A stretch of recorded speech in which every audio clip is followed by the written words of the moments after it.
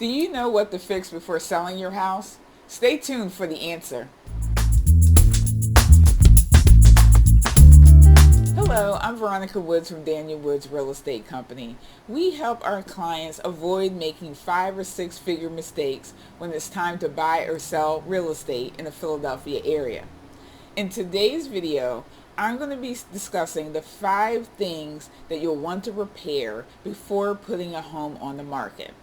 In today's market, especially, buyers are much more willing to pay a premium or even asking price if they get a house that's in moving condition or they understand it's been recently rehabbed.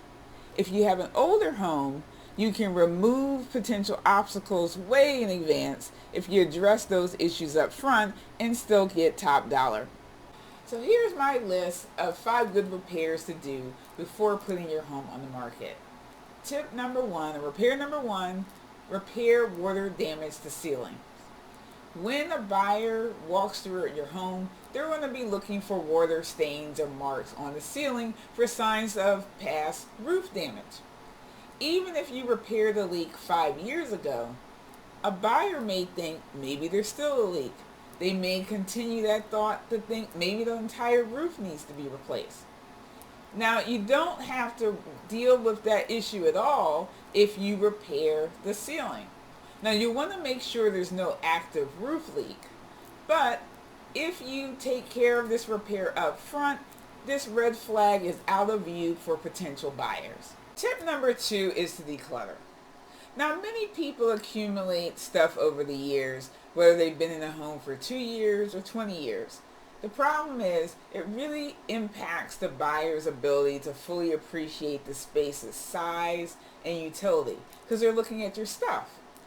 It also kind of brings up the issue, are they masking maintenance issues by hiding it behind boxes and file cabinets? You really want to use the opportunity to purge when you plan to sell, and that's one critical project that you should do. Repair number 3 is to check out your heating and plumbing system. Now, unlike the other 2, a buyer is not going to immediately notice these problems when they walk through the house, but if they like the house and schedule a home inspection, they will. And you don't want to lob a softball issue. For any respectable home inspector, the flag is critical to address before the sale goes through.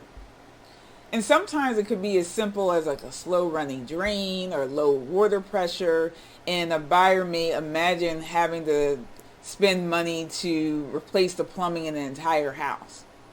If you address those issues up front, you don't have to deal with them later. Repair number 4 is to shine up the floors. Now, I don't tell my clients to go out there and replace all the flooring materials just for what's popular right now. But what I do tell them is, let's try to make the best of what you got. So if that means a deep clean, buffing of hardwood floors, applying a polyurethane sheen, removing tired, worn carpet, I say do it, because maybe that's just the pop that we need to really make the photos come alive and attract more buyers to the property. And tip number 5, or the last repair I would recommend, is to address your curb appeal. Today, in the local Philadelphia market at least, realtors, we're strongly encouraged to use an exterior front photo as the main photo of the listing.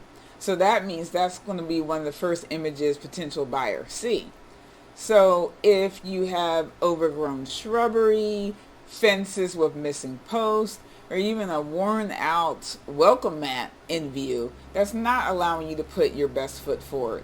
You may even want to consider a power wash. Again, these are all things that are going to help you justify your pricing and attract buyers to your property. In conclusion, if you're focused on the bottom line, I don't recommend homeowners invest in repairs that are not going to justify a higher sales price when they're thinking about selling the property. For instance, if you think about a complete kitchen remodel, typically owners only earn about 60 cents on the dollar for that kind of repair. But the landscaping that I was talking about, you may spend $500 to keep $5,000 at the end of the day in your net proceeds. that's a good investment. The other thing to consider, if you have a potential repair that will impact the buyer from getting a mortgage, you'll want to know those issues as soon as possible. You also want to address them early in the process. You don't want to have this be a contract negotiating point that either keeps a deal alive or kills it. Thank you again for watching this video. I'm Veronica Woods from Daniel Woods Real Estate Company. If you enjoyed the information in this video and found it valuable, you may also want to take a look at our guide for motivated sellers. There's a link for it in the description area below the video. Also, let's stay connected. If you hit the subscribe button, when I publish a new video, you'll find out first.